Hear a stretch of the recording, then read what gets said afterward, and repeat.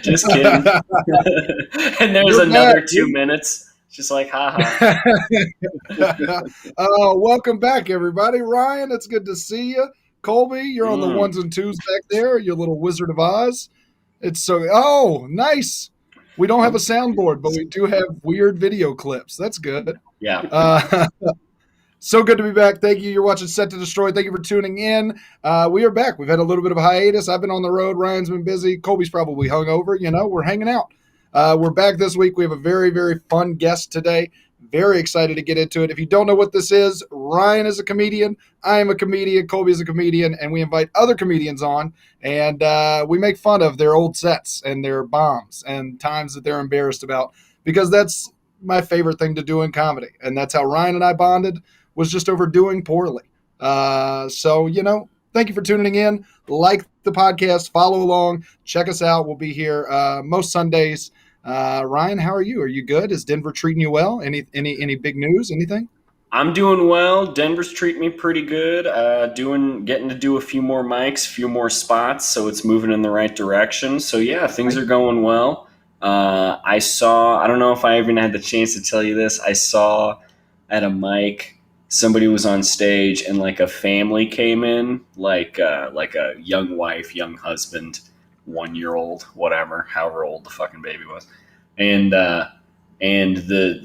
So there's a baby at an open mic, which is bad, It's bad for the show, and it's bad for just the vibe in the room because people are just saying gross stuff or whatever.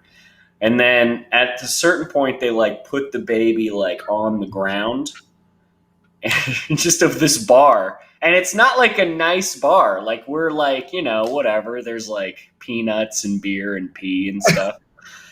And then the baby starts to kind of like, and they're like, and just in the middle of this guy's set, the baby has their first steps. And they're like recording it, and they're like getting emotional and stuff. And the guy's just like, boners or whatever.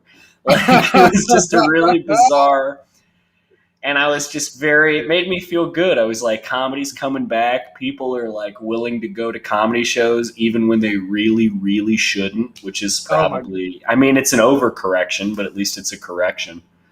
So yeah, man. That's amazing. That's the best thing I've ever. I can't wait to see the Google reviews for that bar. Just like what a wonderful place. My baby took his first steps in this place. I was joking with the comic afterwards. I was like, dude, I can't believe you were doing so bad. You walked that baby. You should have been up there. Take the mic from it. I know. Dude, I'm envious that it wasn't me, for sure. That's what I hate.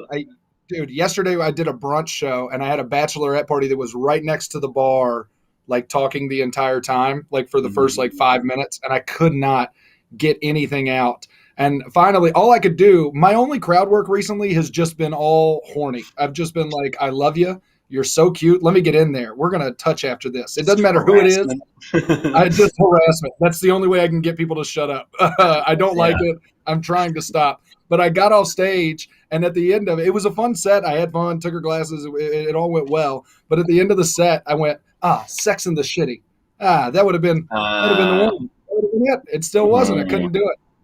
Dude, we turned back time. We've got to get our guest on because I want to talk about this story. This is my first show back from the road, and I have a bomb story that I want to tell. Oh, that's fantastic! Yeah, it was rough. Well, let's get him in here. Why don't you intro him? Yeah, the comic that we have today, I'm very, very excited about this episode. I've known Bobby J for a couple of years now. He worked the Improv in Kansas City. He's been all around the country, worked with a ton of people, Kevin Hart, Ricky Smiley, just a really, really funny dude, actor, comedian, producer. He's got like his hand in all kind of different pots, and just a really good dude. Very, very funny. Very excited for the episode. Colby, you don't have the soundboard. Can you just put your hands together, and then Ryan and I will do it as well, and we'll just bring in Bobby J, everybody. Yeah, bring in Bobby J. Woo! Yeah. What's up, Bobby? Get those hands out of his face. What's going on, man? Yeah, what happened to y'all, man? I don't see you. No, we just wanted to look at you real quick. We wanted to get a big snapshot of that face, man. How you did? How you been? I'm living, man. I'm blessed. How y'all doing, man? Man, about the same. Just trying to. It's been a crazy summer, and you know, it feels like everything's opening back up, but it feels kind of like that's a dam overflowing right now. They just it's like a hangover right now, you know. Yeah. Yeah, a constant hangover that we're like working our way through. It's like it's every day is hair of the dog right now. Like I just keep waking up in the morning and drinking a beer and just like, all right, well, we're gonna keep. Not actually, Mom. If you're watching this, I'm not drinking shower beers. We're fine. Your mom's not watching this. She's never watched. Dude, that's it. So the last show, one of the last shows we did on the tour, we were in Raleigh, North Carolina, and my mom and my uncle drove 2 hours to go to this show. It's at a hookah lounge, and it's a black room. So there's 10 audience members. They're black, and then there's my mom and my uncle. And it's at a hookah lounge, a cannabis. Now, I've performed in hookah lounges before in Springfield, Missouri, which might be the saddest sentence I've ever said. But I know from experience that they're not looking at you, and they don't want to. They're in their little booths, and they've got their contraptions, and you couldn't be more in the way. Nothing could be harder to laugh from than just somebody being like, yeah. You're not set up for success whatsoever. No. And dude, I did the show. The host was like, hey, instead of having you headline, we're going to put you up first. And then we'll have, and I was like, okay, I'm getting paid. I don't care, whatever. And I try and do a joke about how, can we guess who my mom is? Like, can anybody? Let's look around. And it kind of bombed. My mom doesn't even laugh. And then that just continues. Like it is a nonstop bomb. I'm doing no work. Nobody gives a shit. And at the end of the show, like, I mean, I sweat through everything because I'm in front of my mom. And I walked up to her afterwards and I grabbed the hookah and I'm just smoking the hookah. And she goes, every time I've seen you, you've bombed. Oh, Mom, no, do this to me. And then I sent her a message. She goes, we made it home 2 hours later. We made it home. Have a good night. And I said, I love you, Mom. Next time we'll have a show, I'll have a show that you like one time. And she goes, yeah, I really hope so. Because just watching you the whole time, I just felt bad. It's like, Mom, you didn't have to say it. It's a finger painting. Just put it on the fridge. Don't critique it. Don't tell me how you feel about it. I did so bad I had to send her a clip of me crushing with the same material. Just like She didn't even watch it. She didn't watch it. Do you guys, I've never talked to comics about this. Do you believe that there is such things as bad crowds? Because the machismo of being a comedian and all this stuff is like, it's never the crowd. I think there's some horrible crowds, man. I think that the honorable, like the Viking way, it's just like, you can turn it around. It's all on you. But the reality is sometimes you're just not set up for success, man. Yeah. Or they're just gnarly. Yeah. It is what it is. Like, it happens. Look, I think that generally you should probably accept responsibility for stuff, because then you'll get the guys that always blame the room or the crowd or whatever, even when it's not. And so you don't want to be that person, because those people are kind of sick. But yeah, man, I mean, hookah lounge, 10 people. That sounds really hard. Doing comedy for as long as I've been doing it, there's never been any consistency, no matter what. Like, I've done tours where I went from improv to improv to improv to Funny Bone to here to there. And we're talking about 250 to 350 people in each one. And you have like, I think the most consistent would be like where I'm like, okay, I'm killing it. And it's hitting, maybe 3 shows ever in a row. And that's in the club where they are there for comedy, So imagine doing bars and makeshift where they just put you on a table and just have you in front of people eating dinner after church or something, like that. So when I do those shows, I don't really invite people too much. I used to be excited about them because when I do them, like I promote them and things like that. But when I'm bringing, like, if friends or family want to come. I'm like, nah, I'll just wait, because you don't know what you're going to get. Then you get to it and you kill, and you're like, oh man, this would have been dope. And then it puts your guard down. You're like, hey, come to the next one. And then the next one, boom. That's exactly how it happens. Yeah, the next one, randomly a baby shows up and takes its first steps during your set, and you're just like, oh, okay, yeah, this was cool, great. No way you're paying attention to me during this. I don't think they're bad. I think there are bad crowds, because like you can have like a group of 5 people is a crowd, right? And sometimes it's like that's just, they can be 5 dumb people. You can have bad crowds. I think you can have like usually, and what this show has been is like either making fun of the comic or making fun of a bad situation. Because I think bad situations are hilarious. Like Ryan opening for an Elvis impersonator at an old folks like gathering is like. And I didn't know, Bobby. I didn't know that's what I was going to be doing until I got there that night. It was like 400 old people, and they were just like, "Yeah, you're opening for our Elvis impersonator." Where was this at? Like a VFW, like one of those Elk Lodge buildings, Yeah. They got trophies for something. Yeah. And I know it's always a ton of trophies. And I guarantee you that Elvis guy was who they came to see. Yeah. Oh, yeah. Absolutely. So the Improv, so you guys have been at the Improv in Kansas City. So the way it used to work was they would run from Wednesday to Sunday. And on their Wednesday, they would go to the, not Harrah's, it was like Ameristar, the casino. And we would do like a noon show there on Wednesday. And then the week would start at the club on Thursday, Friday, Saturday, Sunday. So you're in there at the casino, and it's nothing but like old people, and they're taking naps and stuff.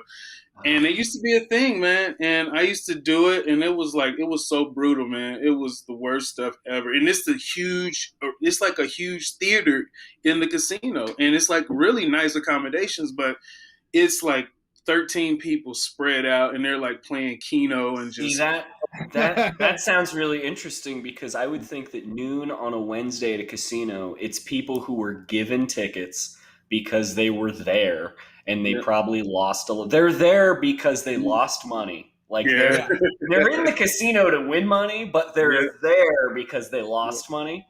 And so you've got 13 grouchy old people who are losers just spread out in a beautiful, I'm sure it's a beautiful theater. Like, it probably looks cool. If you get a picture of just you on the stage, be like, like that could be like a fun. That's good for the gram. You can see it was daylight too, so they had the windows up top. So you were literally, it just didn't give you that feeling. Like you could see the light coming in from outside. But doing this comedy, I realized you have to be a crazy. Something's wrong with all of us. Something's not clicking. Like some people can tolerate pain or little things. Like for us to go through what we've gone through, because I literally, it's so up and down. And I want to tell comics it'll get better. It's a part of the grind, but that grind part doesn't give me that feeling anymore. Like I used to remember when comics would come into town, and I'm 4 or 5 years in, and just, Bill Bellamy or this person, and, I get to open up, and you think your world's going to change. You swore that those 300 people, like that was the whole city. They saw you, like you walking quick. Yeah, that was me last night. But it's that feeling's not there anymore. And it's like, I get humbled all the time, because like I said, I can jump on a tour and we're doing theaters, and then a guy from the tour be like, hey man, I want you to come through my room or whatever. And then I'm like, all right, come back. And it might be in Minnesota or something. I'm like, okay, cool. And then you get there and it's like 30 people and nobody cares. And it's like, it's up and down, up and down. So when we were talking before the show started about doing comedy for a purpose, behind the scenes in terms of doing comedy, and having a goal. Like I used to have my set, and then I would have my TV set. That never happened, like a late night TV set. So I would have my set, and then I would have my TV set next to it all the time. So I can read it, and then I'm like reading the crowd, like, well, I'm gonna do my TV set, or I'm gonna do this, so I can always be. It's like getting ready, being prepared for something that you would hope, like, oh, I'm gonna do late night. That eventually, because people that I know that have done it, they got out of the grind. So when we kind of cut out that part of the comedy game, yeah, they did it, and you were controlled, or how you did your set, or they told you can't do this joke or that joke. But it took you out of that grind, because if you look at, like, I remember when what's that Last Comic Standing or something like that? Yeah. All you had to do was get to like the second round, and you were on the billboards at the Improvs, and you were packing it out every night. And it was the mid 2000s, like that was the thing, and you didn't even win. You were just for 2 minutes, and they didn't like you, but you made it to like the semifinal. That would be like considered. So you like, oh, I'm a semifinalist on Last Comic Standing. I know, and it's way longer than that. Yeah. And then they would get out, and they're doing, like, you literally see them on TV, and then you see them on the billboard at the Improv coming in 2 months, and that was so many people's careers. It's springboarded. That's an interesting observation, because it's like one of those things where, like, it used to be like, guys in the old days, like, they'd get on whatever, like Carson, and now they're packing out clubs. And then you get into the semifinals of Last Comic Standing, and you're headlining clubs. And like these days, the only version of that I can tell, or at least that we did have, is like, you get a bunch of followers on fucking Snapchat or TikTok, and now you're packing out clubs. Like, I'm sure that America's Got Talent. You can do that, and then you're like, I'm still doing crackers in Indianapolis for 50 people. It's like, I was on TV. I have a thing. Yeah. Mm-hmm. That's the thing now, because it's like they got their talent. They got a big salad of people from the 90s and the early 2000s, shut the door and worked them, created this cycle. Every club, they come in every 11 to 14 months or something, and they had enough people. And then you got that one that kind of trickled in here and there, like a Kevin Hart or something. Mm-hmm. They kind of broke out of that little merry-go-round of trying to get in there, and then they implemented one person, and then they worked, and then it was an exciting point where, when those people, now that you see them at the Improv and they're sending you text messages for free tickets or 4 tickets for $20, 7-8 years ago, those people, tickets were $35-$40 each, and they had a line around the corner. And then people saw him coming so much, it's like, yeah, I know who Tony Rock is. I know him now. Like, every time he comes, I come. So it's like the fascination. That's the key word for all of this, is the fascination of comedy is gone now, because now everybody is funny. Even if you don't do comedy or you don't do stand-up, everybody feels like, I'm funny. I'm entitled to being funny. I'm going to take a joke and crop the person's name off and post it on my page and get more likes than I've ever gotten for anything that I've said. And now, whoa, this is a thing. Let me try this again. Oh, man. And pretty soon you start to build up this thing, and you've never touched the stage. You've never created any jokes. I've had jokes that I've told on stage that ended up being memes, that now if I do it, it looks like I stole the joke. Right, and I'm like, are you kidding me? Like, I was at the beginning of the meme era because of Twitter. I was pumping out so many jokes. And then I started to hear, like, Bobby J, yo, such and such up here in Chicago just did your whole timeline. Like, I used to think that was me. I would literally put my jokes like I would tweet it kind of like in like a tweet, but it was a joke. And I'm thinking that's mine. But that was before people started stealing stuff like that, so. And when we were, like, when I started out, like, 5 years ago, the whole, and even before I started, when I was just like a fan of comedy, just wanting to get into it, the one thing, and the one thing, like, I had, like, drilled into my head was like, yo, you cannot steal any material. I mean, my biggest fear right now, like, I tell mostly stories about my life. I tell mostly things about me or just dumb observations. But there are so many times where I have to, like, really ask myself, like, yo, am I being hacky? Am I doing something that's kind of tired?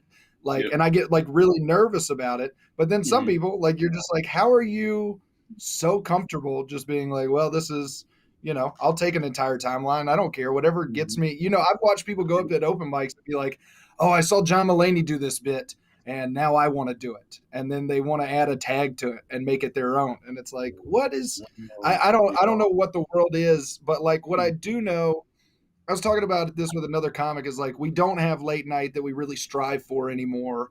We don't have like, JFL isn't as big as it was. There's no Last Comic Standing really anymore.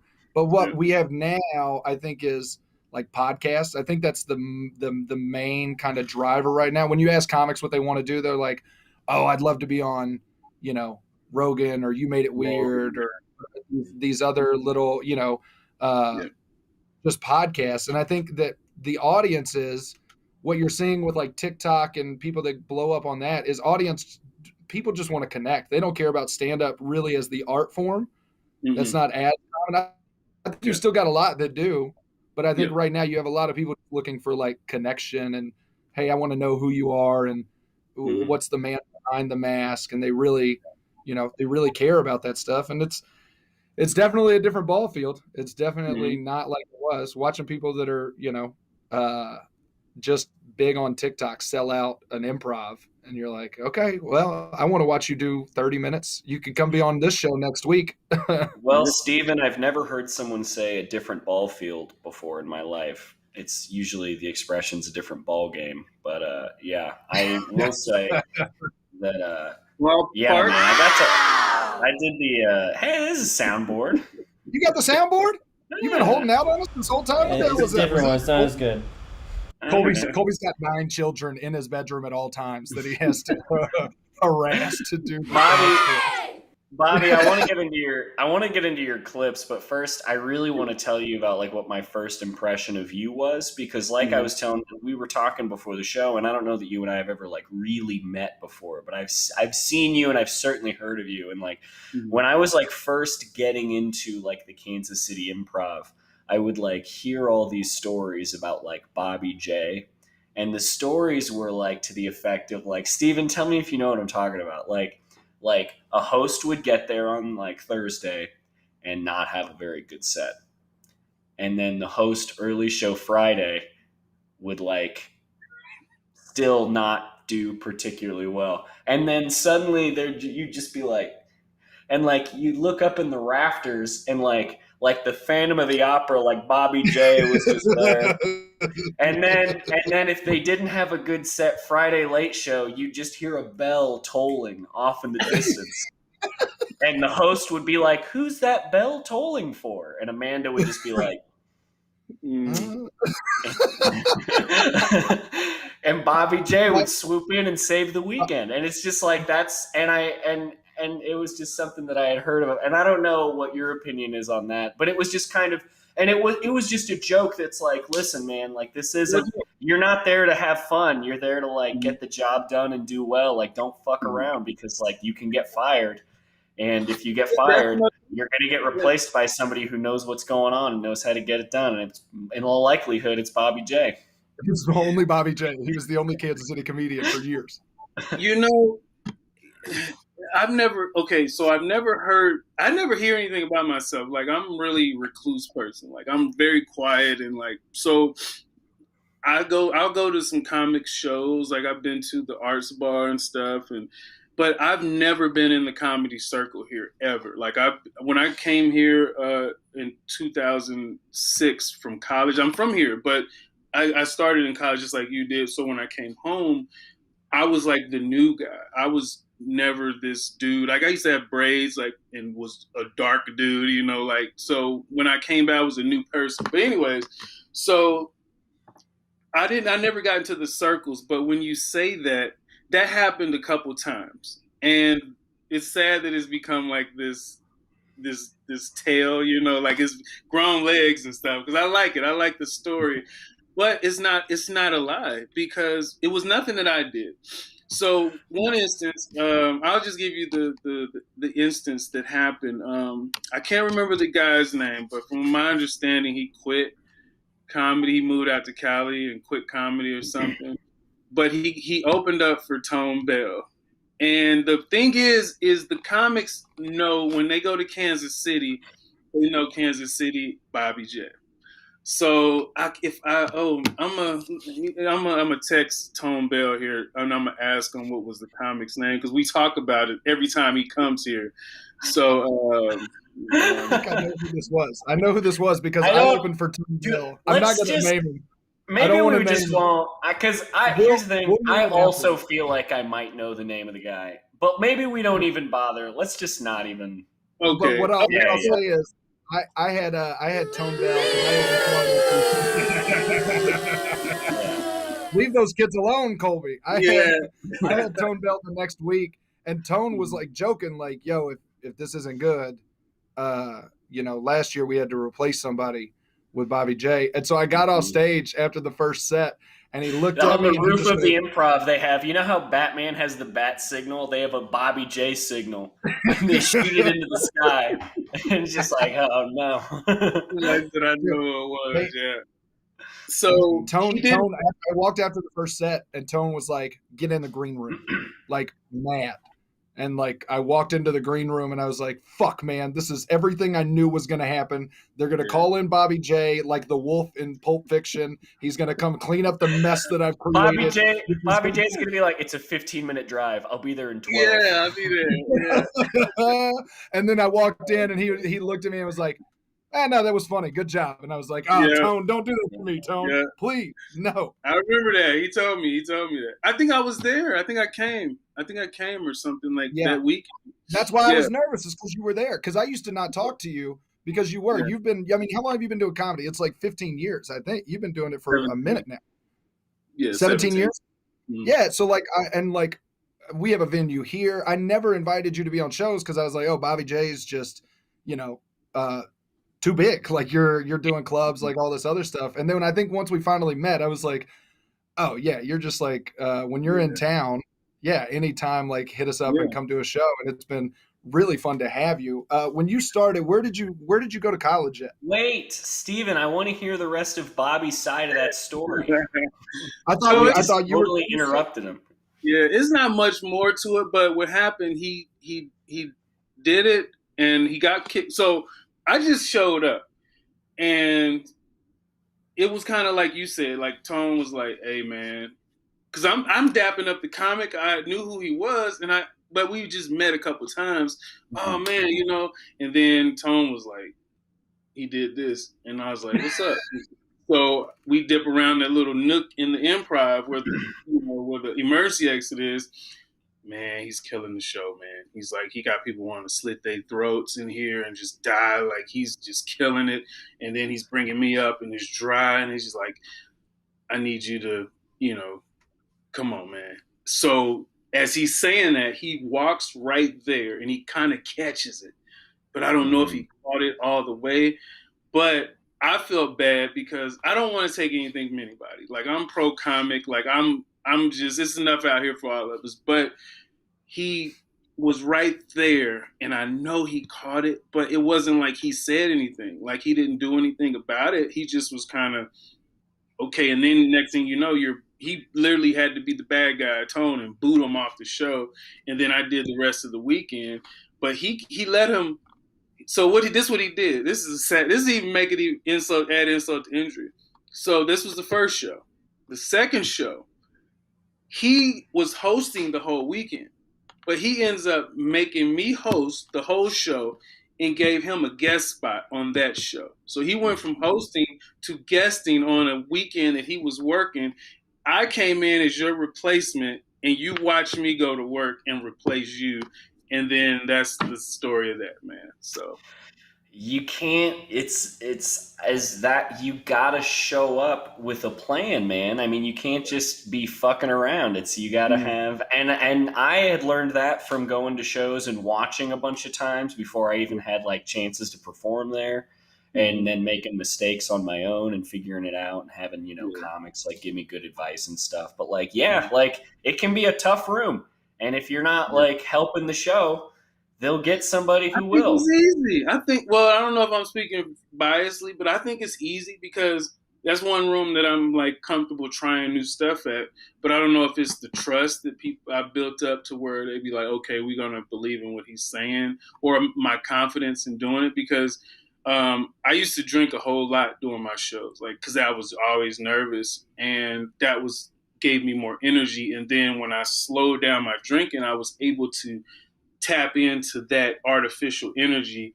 So it helped me out, but then I got better. So then I got more clear with what I wanted to say. And I didn't have this joke that was so fluffed out, 2-minute joke that could have been a 45-second joke, So I think it's easy for comics. I mean, if you bomb at the improv, that improv, I'm going to say that improv, it's definitely something to do with your skill set. But the type of comic I am, if somebody bombs, I'm like, hey man, you should do this joke this way, or here's a joke you can, because it might be an old one I don't use anymore. Say this, or you should open with this, boom, boom, and then that's how I, try to help comics out, So the only time that the improv up in Kansas City is rough is free ticket night on a Thursday.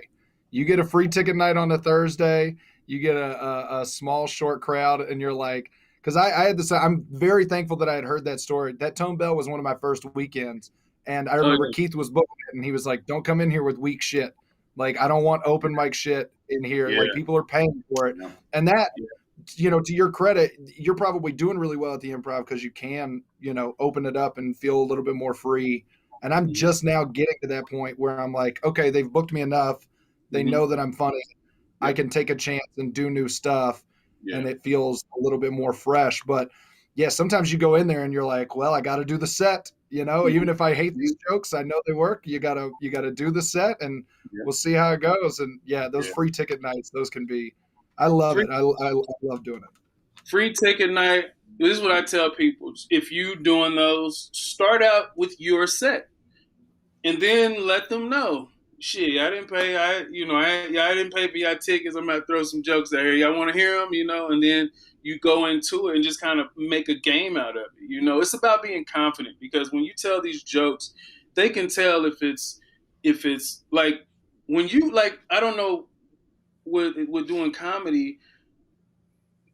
I picture my jokes in reality, but they don't be reality. Like, they come from a real place. So every time I say a joke, it will go to a place that's real.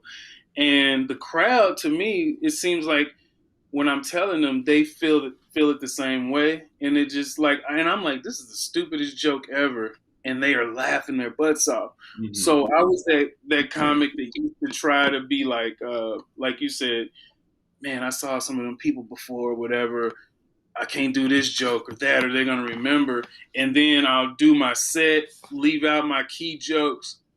And then you go in the hallway and the dude is there with his girlfriend. Like, man, I was hoping you did the joke with the driving the car with the glasses. And I told her you didn't do it. And I'm like, what? So then I learned, don't turn over all this material. You haven't performed it on TV. Now, you don't want to be that regular, just constantly like, I'm going to do some of the same stuff, but you want to twist it up and things like that. So, so. God, it's so fun to just sit and talk shop. We still now that comedy's getting back in, it feels like, it's nice to be able to do this again.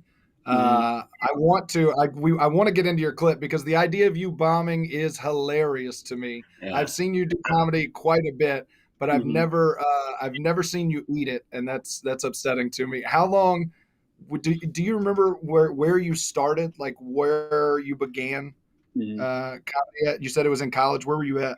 Yeah, I was at Lincoln U. So here's the thing: I started in college, and my first show was in front of 700 students, and I got a standing O.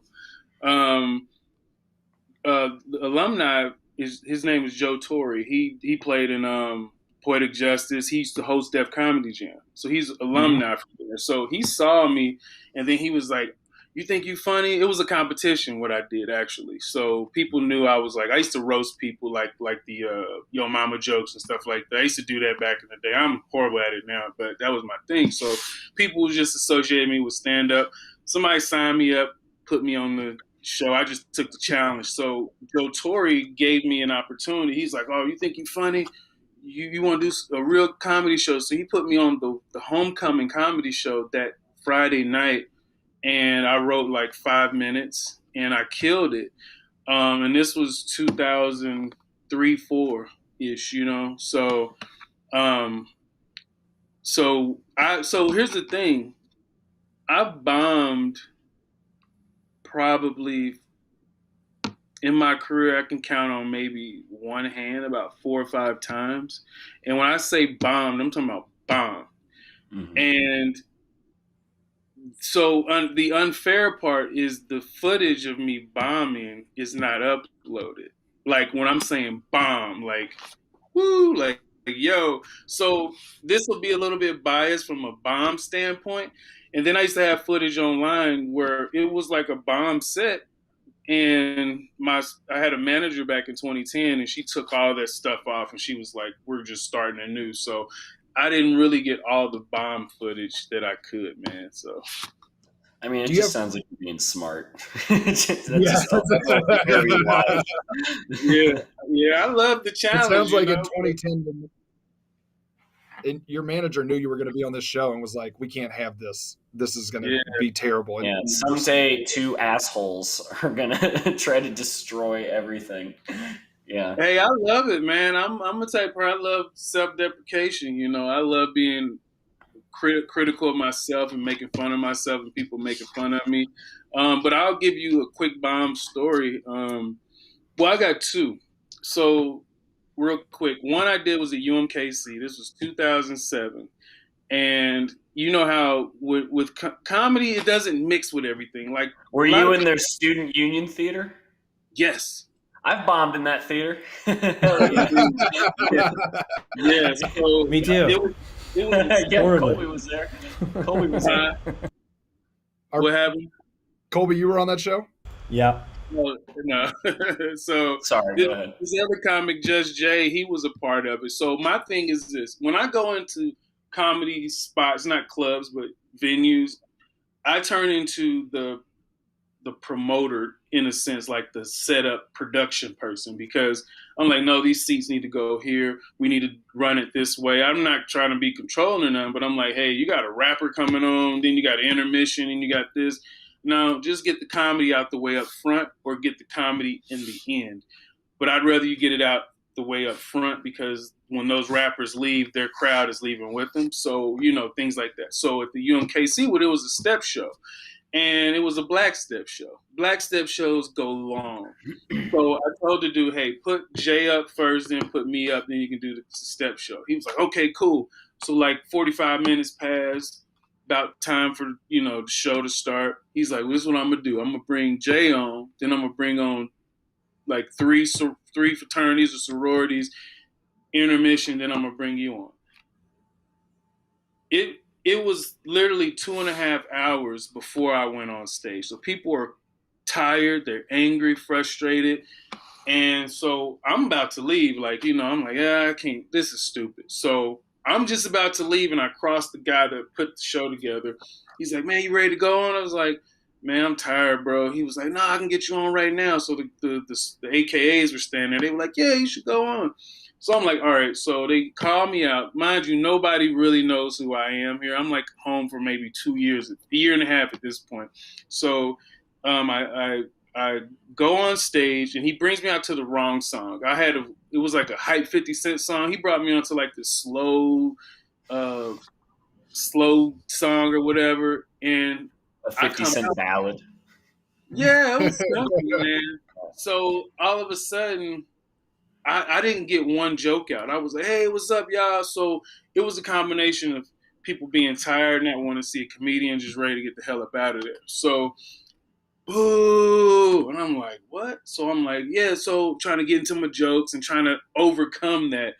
You and got booed at Hello? Yes, I did. Oh, my God. Yeah. Hey, so, buddy, how you doing? Boo.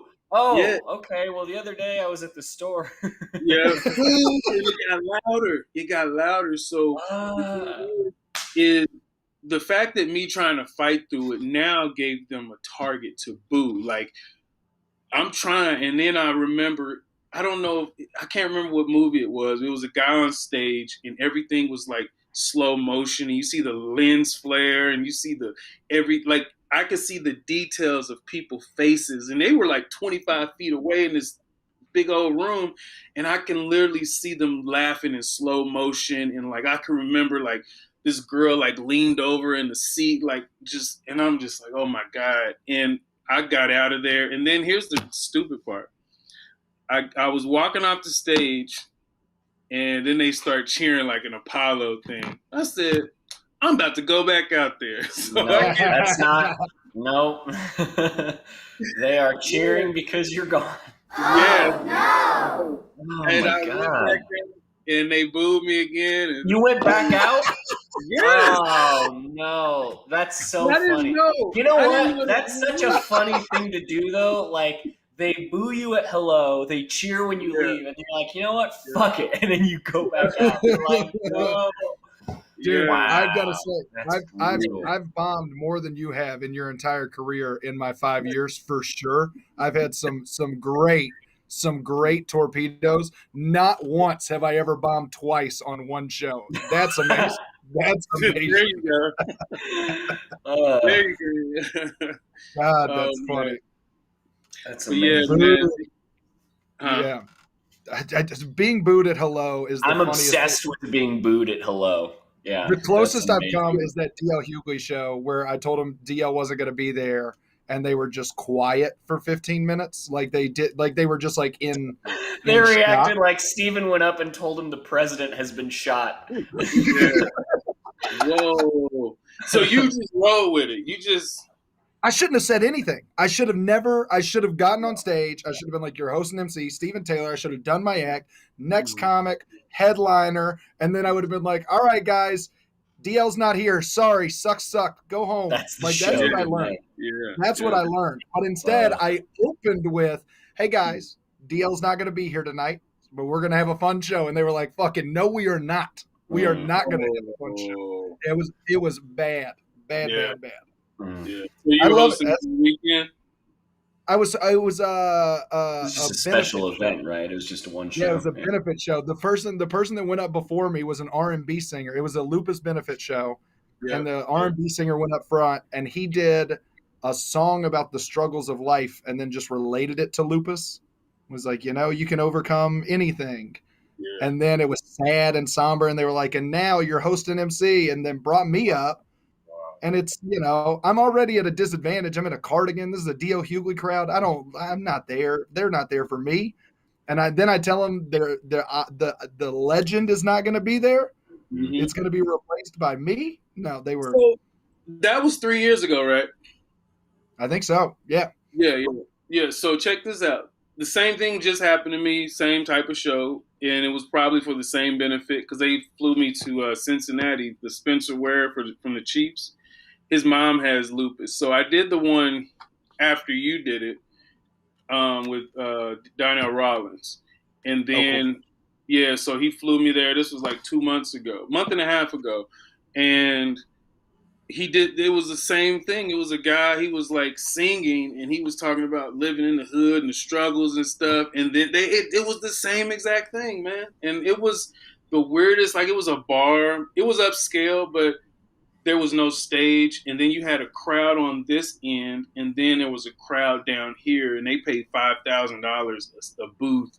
And so I literally would tell my jokes with my back to them and then had to walk 30 feet and go tell them like jokes. It was the weirdest show ever, man. What? Yes, it was weird. It was stupid. Dude, that's one of those at least I got paid moments. Like, at least I'm getting paid for this. So I, at a certain point, you made your bed, you're gonna lie in it, you're paying me. Hate it for you. I love the idea of the traveling R&B singer who like goes from benefit to benefit singing about the struggles of life, and then the last 2 minutes are always whatever. Like the song is the same, but whatever the benefit is, and then he'll just be like, we got to start adopting these dogs, everybody. All right, like whatever the night is. What is this? Lupus, man. The struggle. That's a professional. Some people get the cities wrong. He gets the disease wrong. Oh, yeah. Man. But comedy, man, is so, oh, man. I love it, but we get put in the worst predicaments, man. Especially those one-nighters. You don't know what you run into. They'll send you a picture of the club, and you're like, oh, this might be cool. And then you get there, and it's an old guy that's always there for the last 20 years. And he's shooting darts in the dartboard next to the stage. So you're telling jokes, and it's like, who? Like, what? And you're in his space. This is his thing he does. So nobody can tell him shit, you know? So, man, that's the life, you know, that's the life. It's the good and the bad, but, you know, when you get those wins, you're like, it was all worth it. You know? And that's to circle all the way back around to what you're saying about, like, whether or not you ever blame the crowd or if there's bad crowds. Like, you've seen a show where whatever, you have a bad set, your friend has a bad set, it's bad. But then somebody goes up there and they just like light it up, like they just figure it out. And then you're just like, you know what? It could have been done. It could have been done. It's possible. Yeah. That's what I usually end up thinking. It's got to be fucked up for me to be like, man, that crap. But like usually it's just like, you know what? So-and-so probably would have done. It was possible. It could have been done. Yeah. What we should do, Colby, maybe you can bring up the first frame of the video. Bobby, maybe you can set it up and give us some context before we started.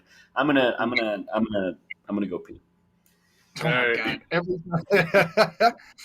Yeah, it's so good to sit and talk shop. Ryan's the most professional host of the both of us, as you can tell. He just leaves mid-episode every time. It's kind of just his. I think he has a prostate problem. We really, if comedy gave you health insurance, I would get him checked out. But I don't think he has health insurance, and that's, you know, maybe I'll just stick a finger up there next time he's in town. Let him know how things feel. You might want to get that shit out, man. He does his every show. Yeah. He does. He can't control it. Colby, do you have the first clip?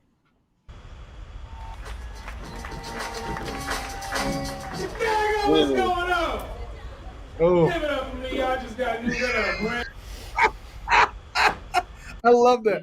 That's my favorite part of anything, because I have this too. I bring a lot of energy on stage. I'm generally kind of happy and energetic, and just that, how's everybody doing? And then nobody says anything that's a great starting point. So this is in Chicago. This is who's got jokes. What year is this? This is 2000 and maybe 7 or 8. Okay. And about 4 or 5 years in. Yeah. And so this was the audition, and I went up number 14. So all their Chicago favorites if you've watched the show, the 3 seasons of it, everybody from Chicago got on there. So they put up their people. So I was the first comic I was the second comic that was not from Chicago. So I had to literally work my way uphill. Mind you, I just had to get these quick jokes off because I think they gave us like 3 minutes or something. Mm-hmm. So that's what this is. And that's Rodney Perry. He was the host of oh, wow. Yeah, that's Rodney Perry coming on. Cool. He's so nice. Yeah, let's hit it. Anything? Do you remember anything about this set before we get into it? Anything that like stands out in your mind that made you pick this one? So I took that off of YouTube, and it has 350,000 views, and it had it back then, and it hasn't been viewed since. So when I no lie, it's literally so. I literally just set it to private because I was so like, oh my God, what is this? And then my friend Tidy, he's a comedian from here, and he's the one that filmed it. So that's why I was all shaking and stuff and whatnot. But I remember everything. The joke about I open it up, give it up for me, y'all. Just found I got a new 8-pound, 7-ounce baby girl, and then I say like, I'm an uncle now or something. Like it was like a flip type, one of those jokes or whatever. And that shows like I was so young and just trying to get laughs any way I can. I had a lot of those gotcha jokes, you know. It wasn't like stories like I tell now. They was just those gotcha. So when I watched this, it was so painful. Like, oh my God. So cool. Good. Well, welcome back. Let's hit it. I want to see the pain. Chicago, what's going on?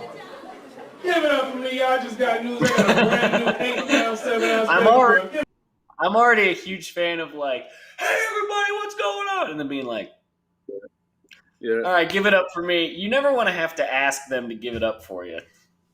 You kind of just hope that they'll do it.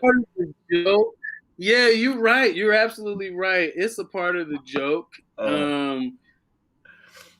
Yes, when you look at it, it is kind of, it's just amateur all the way around, man. It's horrible. I love it. Chicago, what's going on? Give it up for me. Y'all just got news. I got a brand new 8-ounce, 7-ounce baby girl. Give it up. Said hey or nothing. You had to bring in a newborn just to get any love at all. Yeah. Chicago, what's going on? Give it up for me. Y'all just got news. I got a brand new 8-ounce, 7-ounce baby girl. Give it up. I just got news. Thank you. I'm officially an uncle now. I know my brother be sleeping with my girl. That's all right. He can have it. The baby was ugly anyway. Did you pause it? Yeah. Okay. So the joke went to hell immediately. And you have these points that you want to pull out, but you don't because you're like, oh my God, you get that warm feeling like, oh snap, I'm about to bomb. So you abandon stuff and you just start throwing anything. So I remember that vividly, man. Horrible. Man. Baby was ugly anyway. I don't know, it's 2007. Y'all keep that resolution? I did. Quit messing with crazy women. How many of y'all know a window busting, tire slashing woman? Point out. If you sit next to her, just wink. I see you. There she is right there. I dated a girl, she was just like that, y'all. I cheated on her, I ain't gonna lie. I cheated on her. Y'all know I didn't have no cars? I woke up, this girl keyed up my shoes. Talking about I'm gonna bleach your clothes. Go ahead, that's the wax basket. It's crazy.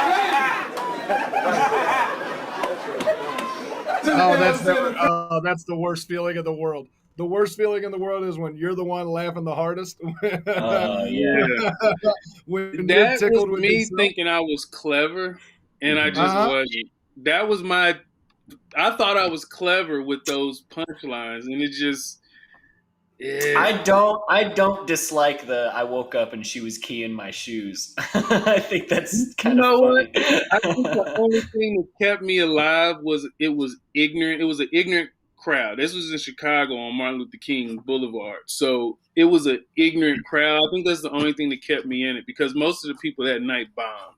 So if you wasn't from Chicago, yeah. So okay, wow. Yeah, I forget. We had somebody on here once, and we made the observation when the comic is like saying something like, "But yeah, shit's crazy though." That's a sign it's not going well. You know what's crazy? How much better you wish this were going. Yeah. When I said that, because I don't say it anymore. I know that I've gotten out of it because it's a transition piece. Like. That's you admitting that you're not doing good. You're saying it, but you're saying, oh, it's crazy. Or, that's me verbally saying, I don't know which way this is going to go, but let's give it a shot. It's like, I'm really afraid that if I let it be quiet, someone's going to yell something mean. Yep. Yep. All right.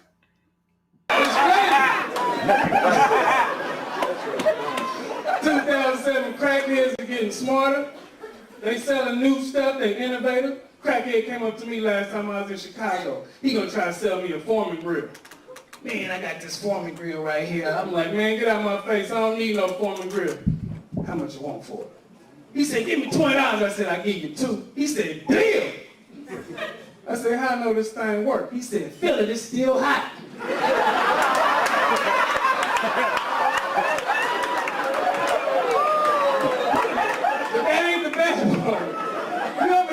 Crackhead will carry anything they selling. Today, I got to Chicago. Outside my hotel room. Doo-doo. Crackhead outside, the same crackhead.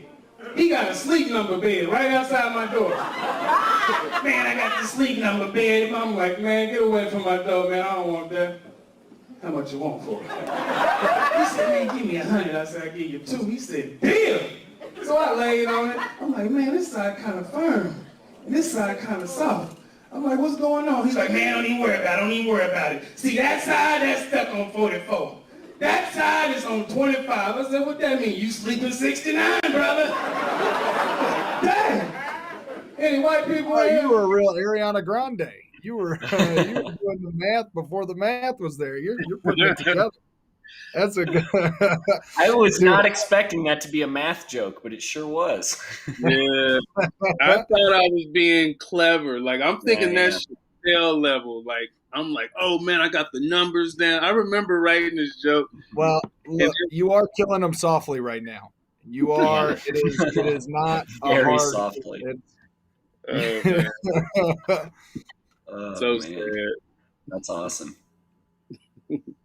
Any white people here? White people? I respect white people because they accept their discrepancies. Steven shouts the same thing whenever he's at the Improv. Steven's still doing that now. Steven was opening for Tone Bell. Are there any white people here? I'm just saying Steven shouts the same thing. Oh, yeah. I was at the Carlos Miller show. Where are my white people at? And it's just quiet. Yep. You were at that hookah lounge. Where are my white people at? And your mom's like, hi, honey. No, she's like, don't talk to me. Don't bring me into this. No. Don't. You don't want no part of this. Mm-hmm. You're giving the Taylors a bad. Oh, I respect white people because they accept their discrepancies. Black people don't accept nothing, do we? Remember white people when in the 90s, your uncle could be your dad and your sister can be your mom? Remember that incest stuff? Black people was talking trash. What we had? A 3-year-old uncle. His grandma won't stop having sex. What I look like asking my 3-year-old uncle, can I go outside to play? I'm at the mall with my uncle on my hips. Girls in high school like, I didn't know you had no baby. Shut up, this my uncle. I hate you. Hey, y'all, my name Bobby J. That's my time. Oh, you remember when white people were doing incest in the 90s? No. Yeah, of course. So that was when we would try to make fun of them. Like, that's why I say your mom's your sister and your dad's your uncle. We used to make fun of them, and white people were like, we don't care. That's not true. But black people, you can't make fun of us because we take everything personal. So we, like I said in this, I think, I don't know if you got the other set. I think I got it on there, but it was more to the joke, but I had to rush it. So it sounds like that was what you guys did as white people. But the thing was, that was our comebacks for white people when we would, have the little roast session. So I screwed that joke up. Back in the 90s. Back in the 90s, all the whites, they're just fucking up the family tree. They're just, 90s, 90s babies. That's what that's about. Yeah, 90s babies with weird genes and funny toes. No. Yeah. Mm-hmm. Horrible jokes, man. Horrible. It is. It's like it's that beginner level. And like the funny thing is, I mean, you've got the confidence, but you can tell, and maybe it's just because we've been doing comedy, but like I can tell watching it, like this is where you usually get the laugh and they're not giving it to you. And so it feels like you're going to bomb the whole joke. And then you hit the punch and they're like, they're there. Like they're listening. It's just like they're not laughing at the parts where you want them to. They're just waiting until the very end. And you're like, all right, I guess. Did you end up making it through on this? Yeah, of course. But the thing is they ended up canceling it after that. So, but you're right, man. That the jokes were so truncated, and I'm like rushing through 3 minutes, and then you guys have. Well, of course, you've never done jokes and notes, and it's the Hood Club in Chicago, and then the lady that owns it, Mary Lindsay, she's really mean. And if you went over your time, they would literally cut the mic off. It wouldn't be, and then they had a red light in the back. So it was red. It wasn't like a white light. It was red. Mm-hmm. So if you've never worked there before, you just didn't see the light. And I was rushing. I was nervous. And this is like a legendary club in a sense. It's closed now. I think I did the second to the last weekend of that club before it closed down. You keep shutting down all these Chicago shows. That was the Bobby Hurricane going through Chicago. Right. But yeah, man, that was painful to watch. That's why I even hit it. And it wasn't that the comments were cool, you know, it just was embarrassing, you know, like I had to grow from that. So yeah, it's just not who you are anymore. I get that. I'm still that same guy. It's just I'm a little more polished. So, but yeah, man, this was if I had to give this 1 out of 5, it would be a 1, because you can't go any lower. For me to be 3 years in, and the thing is like I said, the only thing that saved me was the fact that the crowd was kind of ignorant because I was saying ignorant stuff, you know. So that's the only thing that was like that saved me on that show. But you're right.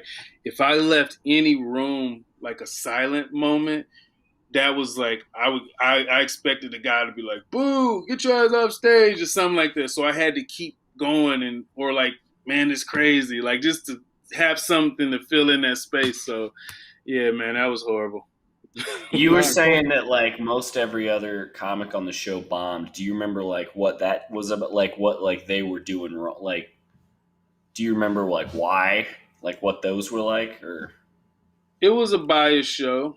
Everybody knows. So what I was saying about Who's Got Jokes, if you watch the 3 seasons, everybody from Chicago got on there. Lil Rel, Damn Fool, you name it. Every Chicago comic got an opportunity. So the last year that I performed, I was going to say I'm from Chicago just to get on the show. So, so what they did, they put up their Chicago comics first. Boom, boom, boom.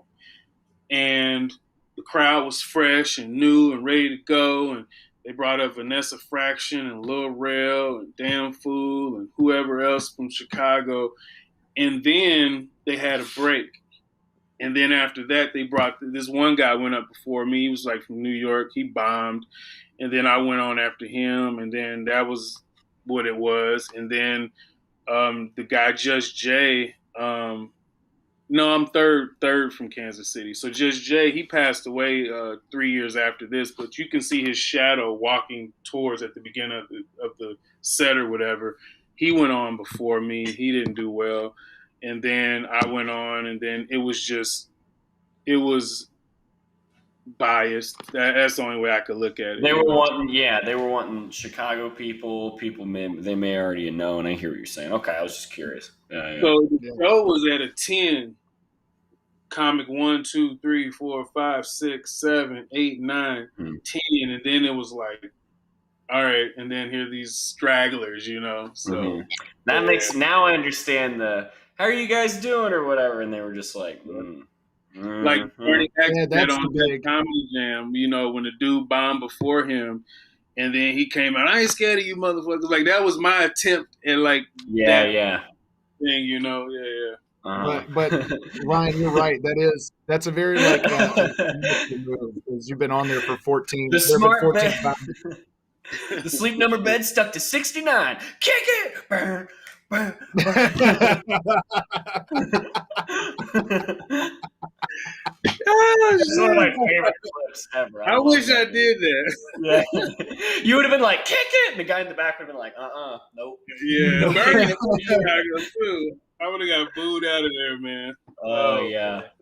Oh man, that's awesome. So, well, do we have the second clip? Yeah.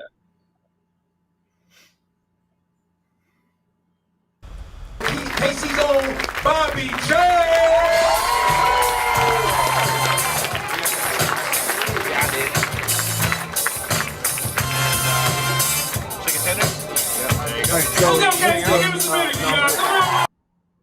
what's the context here behind the show?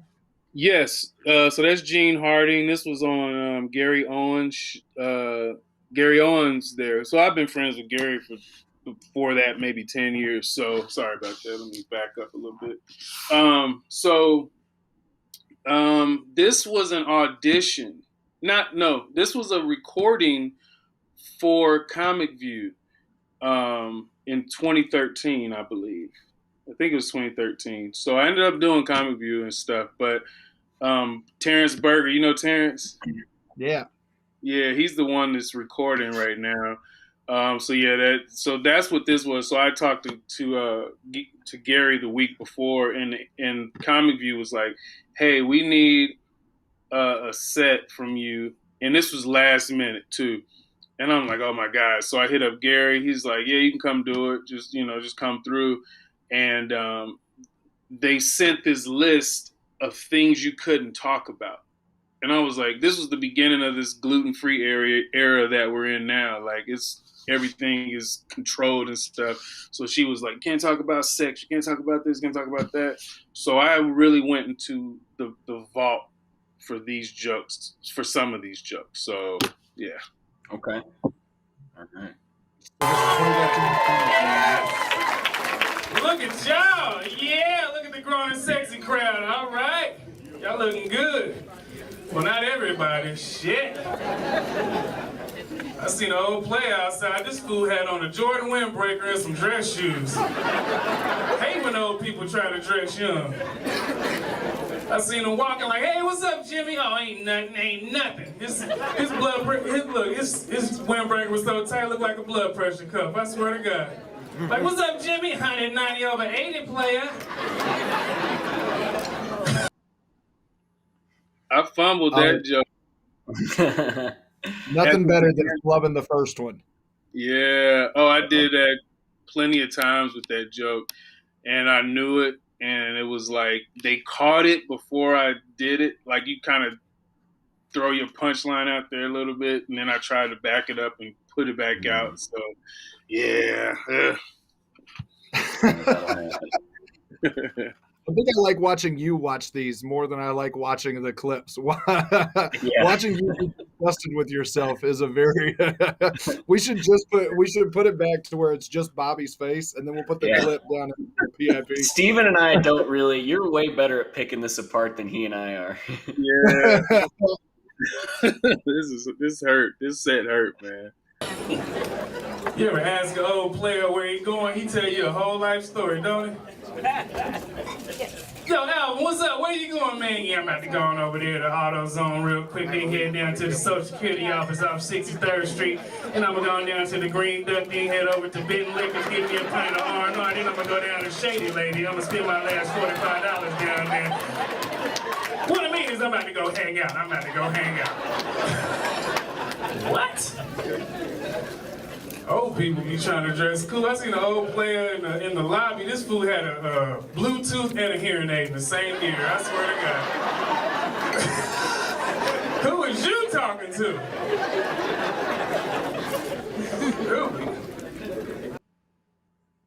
There's so much there.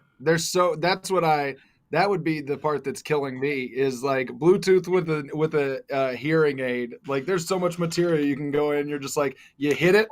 And you're like, well, let's keep rolling. Let's keep on to the next premise. I know that one did well, but I don't want to stay on it too long. My favorite part of the old man giving too much back, he's like, I'm hanging out, was just the final tag of what? Yeah. What's going on there? What? Like, so yeah. The thing about these jokes were I was trying to. They're longer, they're when I'm comfortable, when I'll get up there and I'm headlining at this time and they go on, and so what I was doing was pulling these jokes and I could not find the meat and potatoes to the jokes. I just knew the punchlines. Mm-hmm. So I would maybe this joke, those, I haven't said those in a long time, but when I have to pull them back out because I'm recording to send to them, and I'm like, it happens. Like, even when I do a show and I'm like, oh, I remember that one joke, I think I'm gonna say it, and then I'll start the joke, and then I'll be like, oh shit, I can't remember it. And then after it's over, I'm like, oh, I remember the story to the joke. So yeah, these are just me trying to hit them, and then I think I started getting comfortable. I can't remember on this one, but yeah, this is horrible. I want to just close my laptop right now. Love the women here. Give yourselves a round of applause, ladies. Yeah. I don't know why y'all so mean. Y'all act like ain't no good men left. Is that what y'all think? It's true. Whatever. There's some good men left. Don't act like it ain't no good men around, especially the ones that do nice stuff for you. Y'all always think we trying to holler at you. Y'all need to stop that. Y'all need to really stop. Okay, we trying to holler at you when we're nice to you. But y'all need to stop it. It is what I'm saying. Earlier, I'm in Quick Trip. This lady pumping gas in her van. I'm like, she get done pumping. I'm like, excuse me, ma'am, excuse me. She's like, drove off. I'm like, your baby on top of your car, stop. Baby fell off in the street. He been with me and Gary all day, I swear to God. Now that's a sitcom I'd watch. You and Gary Owen with the baby on the street. That would be fun. Riding around with the baby. I was ready to jump on that because I wasn't sure if it was gonna. I thought it was just gonna end with baby fell off the car. Yeah, so shit's crazy that I'm glad that in the joke the baby survived and got adopted by you and Gary, because I was like, damn, Bob, you didn't have to kill the baby. At that point, I put whoever I was on the show in that position. Let's see. So on that joke, that was, I think I hadn't used it in 3 years. So I wasn't wearing the joke. Like, I was just telling it. I just wasn't embodying the joke like I normally do. And it was missing a few points to it. But yeah, you feel like you're a little bit on autopilot for some of these? Like, you're not exactly feeling them, you're just saying them? I'm trying my hardest. I know I can remember I'm trying my hardest to embody these jokes so I can deliver them, and I can't pull it out. And in my head, I convinced myself that I'm going to pull it out. And I just couldn't, man. I was reaching and pulling from everywhere to try to get a laugh at this point. And is that something you're thinking about right now? Like, while you're saying all this on stage, like, are you aware of that in the moment? Yes. I shot myself in the foot because the control from this isn't my normal set, and this is a crowd that's used to seeing me, and I'm comfortable on that stage. So when they sent me that list of things you can't talk about, and then I started to piece together old jokes, I was convinced that I could pull it off. And that was proven that I'm like really struggling to get the jokes off. And I remember it in that moment, like, oh man, I'm really like, trying to piece it together. So I gave myself too much credit, and I was overconfident than I truly should have been. Comedy has a way of doing that, man. Like, you talk about getting humbled. Like, as soon as you're like, yeah, man, I know what's going on. Like, there's something around the corner waiting for you. You have those shows, you see a good crowd, you get there like, oh man, I'm about to kill it. And then you get up there and it's like, nope, you can't plan it, So And that's the worst, is when you're up there and in your head you're thinking like, oh my God, what am I gonna do? Yeah. Are you hosting or featuring? That was just a spot that I did to record it, because this was. Oh, this is a guest spot. Oh, I see. Okay. Yeah. So you were introduced anyway, so yeah, of course you know. Okay, cool. Okay, I was just wondering. Yep. So you're not hosting this weekend, so you didn't add to your collection of skulls this weekend. Oh yeah. I don't know. No, I didn't. Public service announcement real quick. Skinny jeans are not for everybody. I just need to put that out there. They're not. Everybody ain't built for skinny jeans. There's a big girl in here right now. I saw her at the ticket booth. She had on some skinny jeans. I swear to God, she was built just like a tornado. I seen her walking like, look at This big body little leg heifer right here, she big and she little at the same damn time. At the same damn time. Oh shit, here she comes. The funniest thing I've ever fucking heard. That's love Built Like a Tornado. That's so funny. Built Like a Tornado is hilarious. Yeah, Built Like a Tornado. Yeah, that's pretty good. So that joke, man, that was one I let go too. At that time is when the tornado tore up Joplin, Missouri. And I felt the need to bring it back to, it's like, I guess continue playing it, you'll hear the rest of the joke out. It tore up Joplin and Oklahoma. It tore up everything. So that's the ending. I think that's the ending of that one. So the Joplin was like jacked up, and Oklahoma was even worse. Like it just tore up everything. So I put the two together in that joke because that just happened. I think somewhere around this time. So that's what made that joke a little bit better. But I had abandoned that joke too. So I love the idea of you being disgusted with these jokes and me and Steven being like, that's really good, actually. Dude, I love that the comic would be like, look, we can't have any jokes about sex. Don't talk about religion. But you know what? Actually, national tragedies, that's a go. That's a green light. Give us the national tragedies. Yeah. No sexy jokes about tragedies, but yeah, if you can You're right. So I think for me, with the critiques here,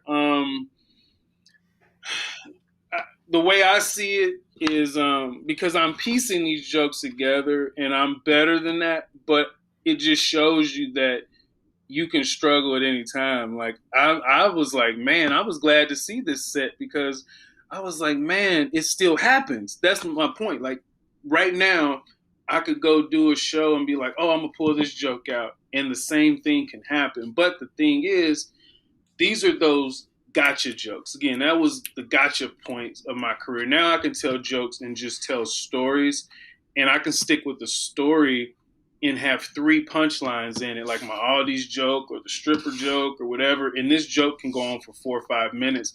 So when I get that light, I just go into that joke, and that'll cover me 3 minutes until boom at the end, and then that's that. I didn't have that then because I was like, it was like the setup premise, all that little.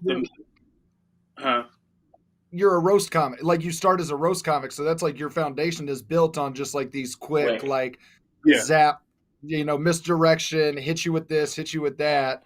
Like, you can tell that that's the energy. Yeah. Yeah. Very surface. Hit it, DJ. Need to make another public service announcement.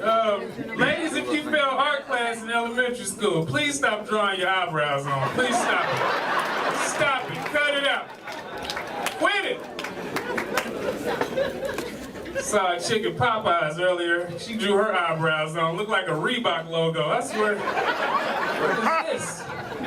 I like that your old set then is just your Facebook now. Yeah.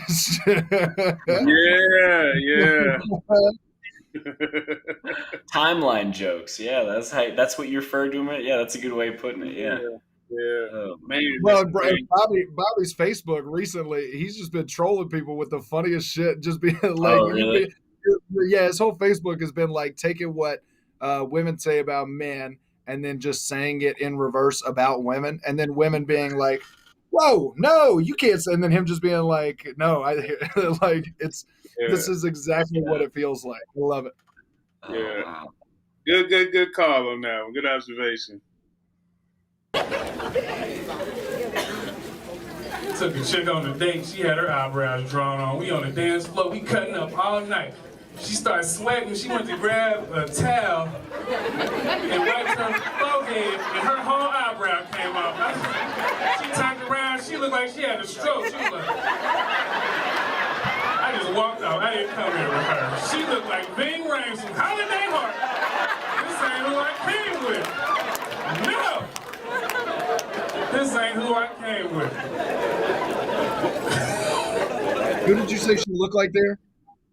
Ving Rhames from this. It was a movie from Holiday. It's called Holiday Heart. He was like like a, what do you call it? Like a, I don't know, transvestite. Is that a good word to use today? Kind of. Mainly transgender would probably be the normal one, but yeah, you can get away with anything. Who cares? Okay, so he was, Ving Rhames is a big dude, but he didn't have any eyebrows. Like they shaved him off because he would dress like a woman. So I tried to tie the two together. I don't know.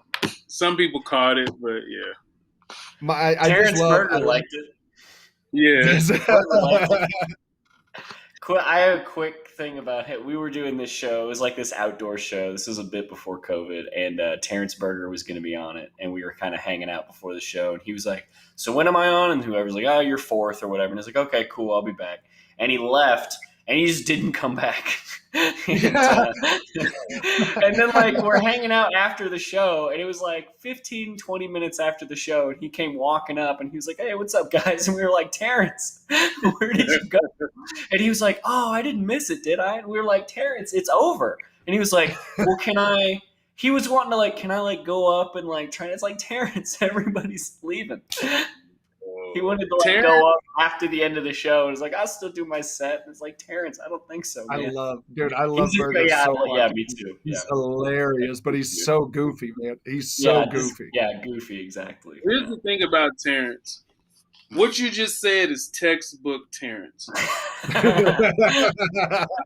You can copy and paste that instance and put it to anything that Terrence Berger has done. If anybody has a story about him, and you'd be like, it's right along that. Because once he gets high, that's it. Like, he goes and go get high.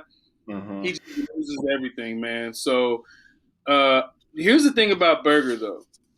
Berger could have been when I saw Berger, he had the potential to be Dave Chappelle.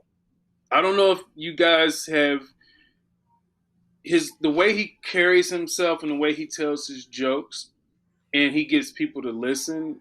And I would look at him and I'm like, this is Dave Chappelle-esque, like the way he does it. But he just didn't take it serious enough. So he just would kind of dabble in comedy, jump in and out. I'm like, dude, some people, you see them and they can just say jokes because of the way their voice is or their mannerisms. And you're like, man, I wish I had 10% of that. And I could just sit back comfortably and tell my jokes that way. But he's just that person. Like, I wish I could put myself inside of him, and I would probably be further along in comedy, We gotta clip that and send it to Terrence. It's just you saying, I wish I could put myself inside of him. And then we're just gonna put it out. Oh, yeah, the internet, Bobby. You gotta be careful. We can cut everything. Yeah. Oh, man.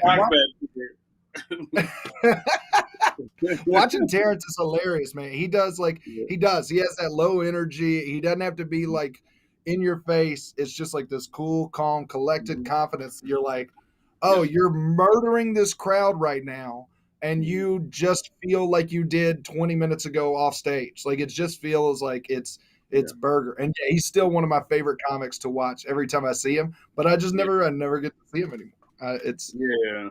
I saw him yesterday. I saw him last night. I did the Tony Roberts is here at the Improv, so I went up last night, and then Berger just came out of nowhere, and he did one of my moves. I'm like, you here to take my spot or something? Oh man! But, he just swooped in. We talked for like a minute, and then that was it. So, but yeah, he's still around. He walked into the green room. It's him and Tony Roberts, and he just goes, "Yeah, we gotta go talk." He asks for a guest spot, and then he just disappears. He shows up 10 minutes at the end of the show, just like, "Oh, can I still?" That's Berger for you, man. Yeah, he needs to leave the weed alone, though. That's all. Well, let's get one more joke in. I think that this has been a really solid podcast. I want to get one more joke. I want to finish this out. Colby, how much longer do we have on the clip? Like 7:45. So. Yeah. Next joke, and then we'll wrap. Ladies wear these long eyelashes. What's up with that? It is a length limit to eyelashes. Please stop it. If you can put your eyelashes in a ponytail, it's too long. I'm walking past this girl in the back. Every time she blink, her eyelashes so long. Every time she blink, napkins flying off the table. Took a girl to the movie theater with some fake eyelashes. We went to see The Dark Knight Rises. That was a mistake, because every time she blinked, it sounded like a real bat was in the movie theater. We sitting there, I'm eating popcorn. Your jokes all sound like the lyrics to that, like, Colt 45 and 2 zigs, like the dates that he goes on, and he's making fun of the women. Yeah. Your jokes sound like the lyrics of a corny rap that everyone loves. And, That's it. Oh man, that's wonderful. I think that's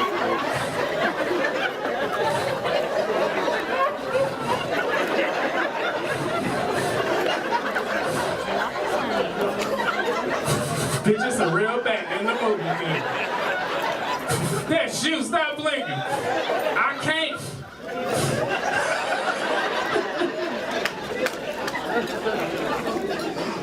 You ever see a chick eyelash come off and she got one eyelash? You ever seen one of those baby dolls that just can blink one eye?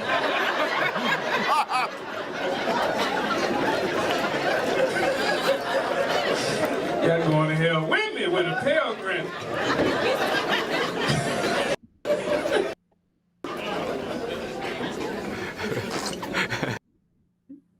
I think that's Was that Colby? No, that was weird. Was that Burger? Wait, go back. Hold on. I want to hear it. It sounded like Burger was about to die. I thought it was Bobby on stage. And then it sounded like Burger was like had bubble gut. Can I tell you something? You are murdering among the Terrence Berger and yourself demo. That's a key demo. I want to hear Burger. I got to hear Burger choke on his own vomit. What was that? That was so weird.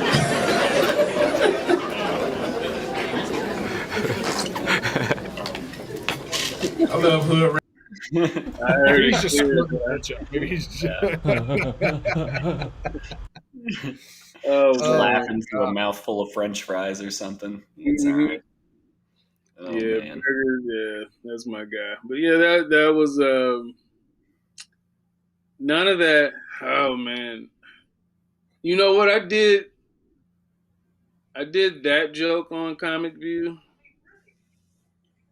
I think that's one of the first jokes I did on Comic View. That one from the audition, because then they went through it with me at the studio, and then they were like, "No, they still took it from there. Like, you can't say this, you can't say that." So, but yeah, I was just watching this, man. You can see I was getting more comfortable, but what my issue is when I do 10 minutes, I feel like I go up there and I'm poised to do 45 minutes. So I don't like to speed it up. Now I'm even worse at it because, like last night, I'm in there talking to Tony, and I just got there, and then Lance, he's his feature, and he was like, I heard the music. I know the music. And Lance was still on his phone. I said, "Hey, bro, it's time for you to go out there." He said, "Oh, really? Yeah." And I was like, "Go ahead, kill it, man." He's like, "You want to go up?" And then Tony's like, "Yeah, go up." And I was like, "All right, cool. I'll go up." So he goes up, does his time, brings me on. And I get up there and I just sit down and I just start telling my jokes. And I'm not realizing, like, I don't do many guest spots, you know? So anytime that I'm asked to do a show or if I'm emceeing, I'm still going to treat it like I'm headlining. I don't want to speed it up or nothing. So I just kind of get into it. So I could see with this set, I was just starting to kind of get used to the crowd and mellow out instead of trying to pump out those jokes. Yeah, that's the worst part about those 10-minute sets is like once you get used to doing anything longer, 20 minutes and more, when you get in, because once you do 20 minutes, those first 5, you can kind of feel it out, like figure out what's going to happen. And when you're doing that with those 10-minute or those 7 5-minute guest spots, the idea that, I don't need to rush, but also I need to get this shit out there. Like I kind of gotta tell it.